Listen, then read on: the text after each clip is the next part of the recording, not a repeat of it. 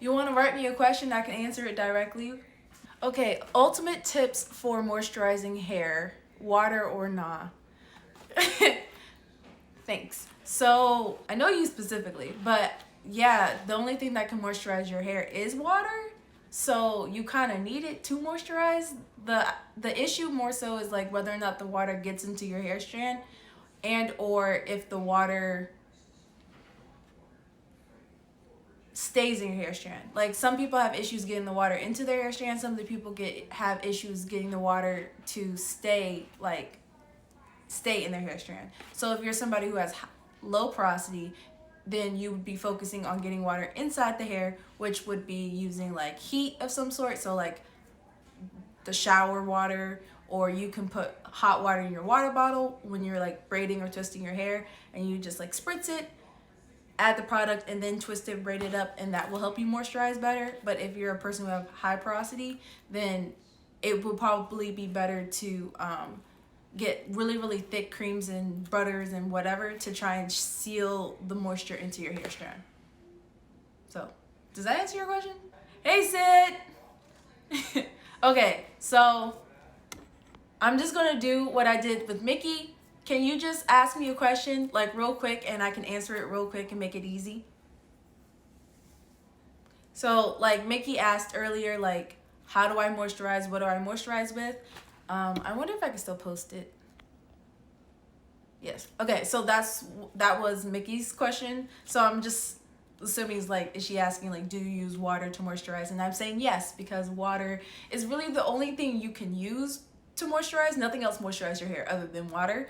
But when it comes to moisturizing hair, the biggest thing is either can you get the water into your hair strand, yes or no, or can you keep the water in your hair strand? So for people who have high porosity, they can get the water into their hair strand, but they can't keep it there. So like moisturizing for them would be focusing on sealing in the hair strand, using thicker butters, creams, stuff like that.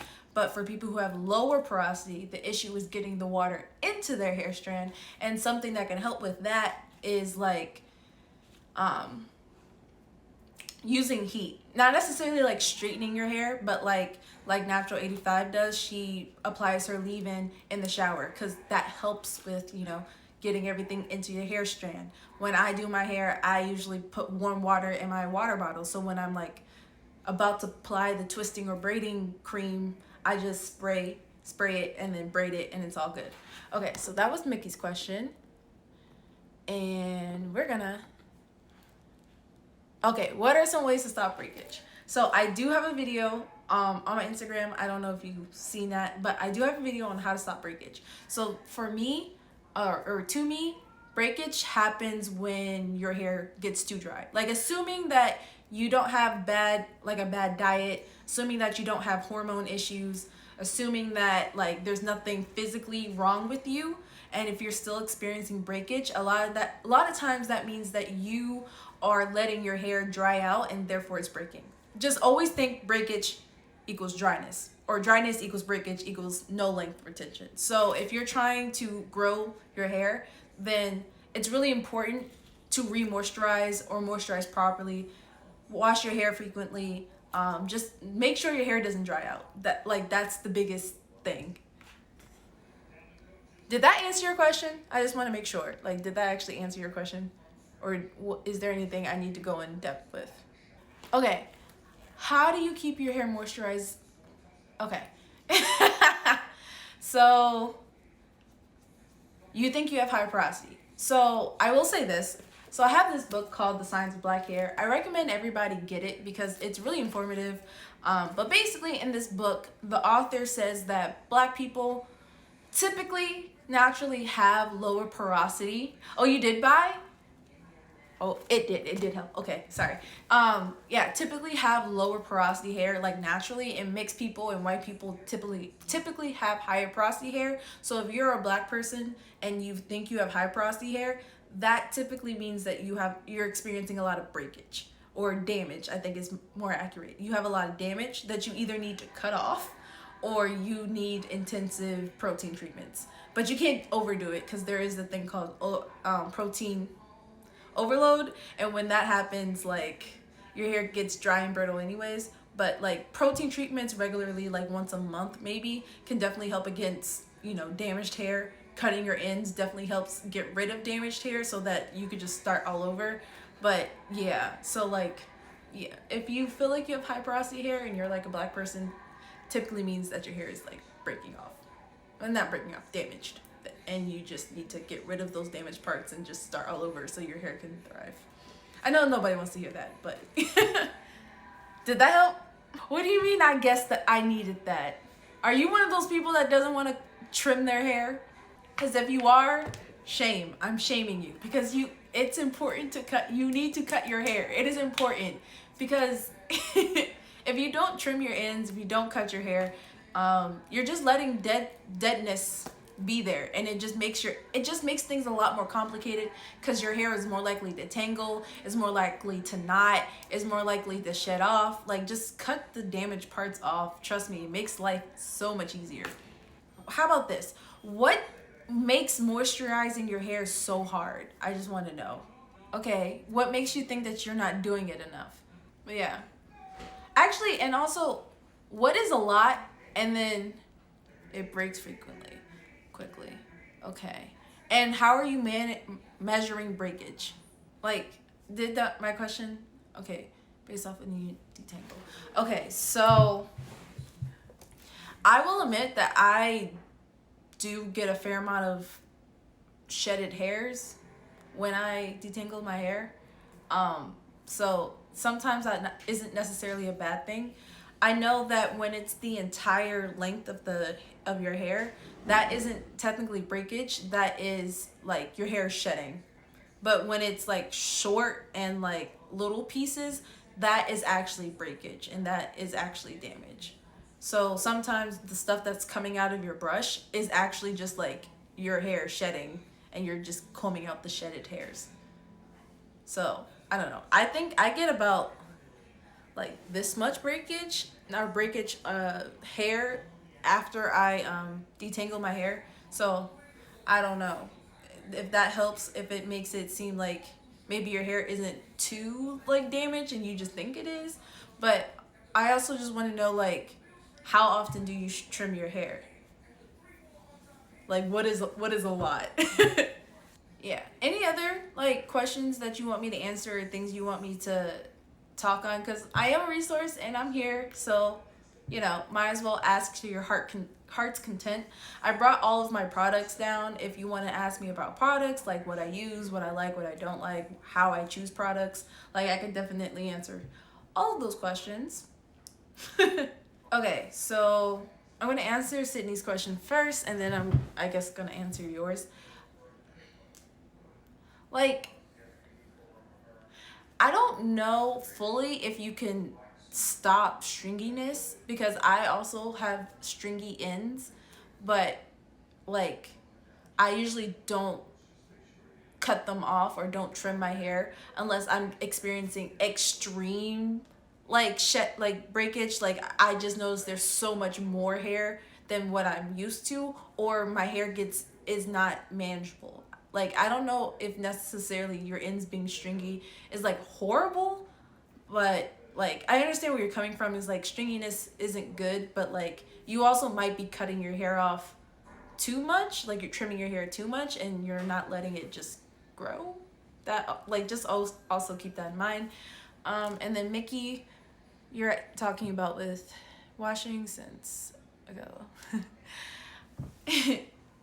Hi, what's up? So can you ask a question? It's so right next to the comment box, there's like a voice circle with a question mark. So just ask your question in there and I can answer it real quick.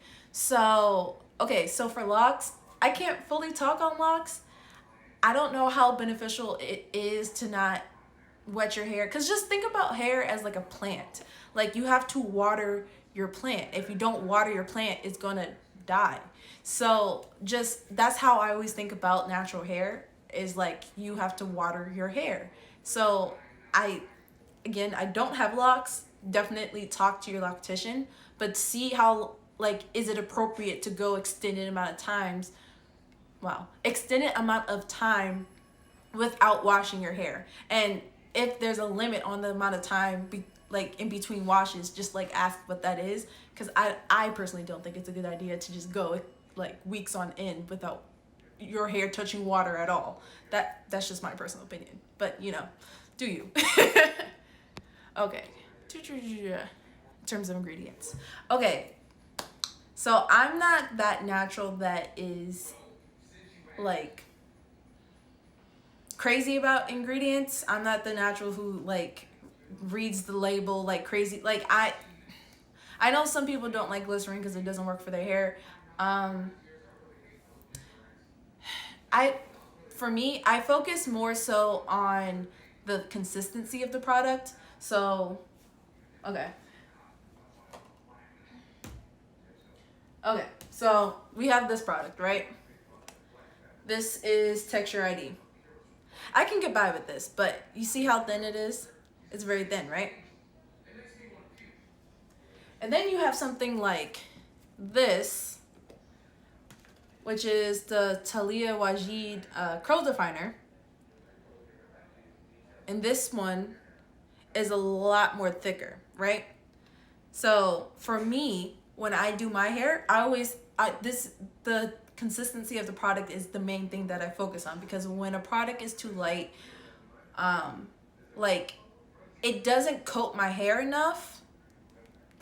It doesn't coat my hair enough to make sure that my hair doesn't how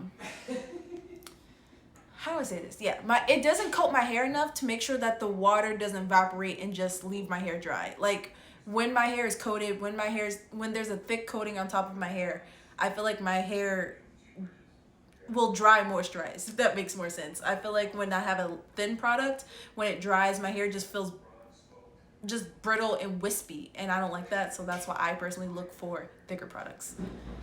Okay, so I hope that helped answered your question. Okay.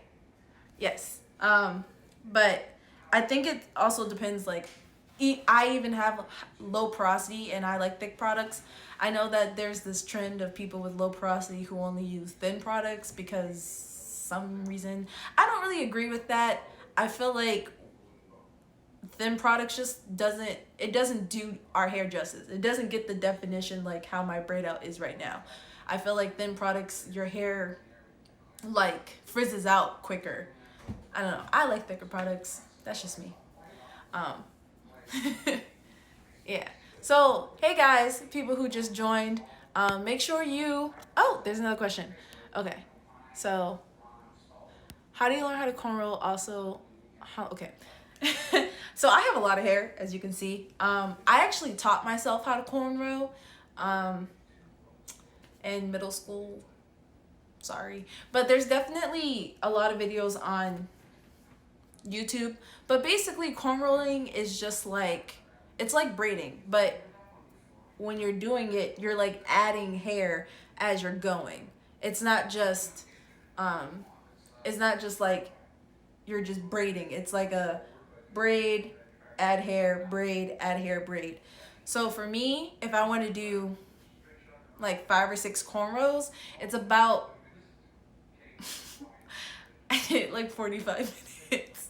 It's a long time. It's a long time. I think the hardest thing about cornrolling is really the parting, more so than the actual cornrows. Like, because if you're trying to make it look nice, then you're gonna part it, unpart it, part it, unpart it. It's a lot. Hey, welcome. So right next to the comment section, there's like a question, like a circle with a question in it, and just leave your question in there so I can, answer your questions for you. But yeah, I think cornrow is a great thing. It's actually really easy. The hardest thing is just like cornrolling back, but it's really not that hard. And I taught myself, but you can definitely go on YouTube and look at hella tutorials that can help you with cornrolling. And yeah, like I said, it takes me like 45 to 50 minutes to do 5 or 6 cornrows, like straight backs. So I hope that answered your question. Okay. Should you try a silk pillowcase? Let me think. In terms of will it break off your hair? No. Like in terms of like, will it stop your hair from breaking? No. I mean, yes, it will stop your hair from breaking. Like that's always a good thing. But I don't think silk pillowcases maintain hairstyles that long, but you have locks, so it doesn't really matter that much. But for someone like me, I don't know. I wouldn't trust just a silk pillowcase with nothing else on my hair, because I feel like I will wake up with just craziness. So yeah, like silk pillowcases are great if you want to minimize breakage, but if you want to maintain your hairstyle, I think still having a bonnet or a scarf is still helpful.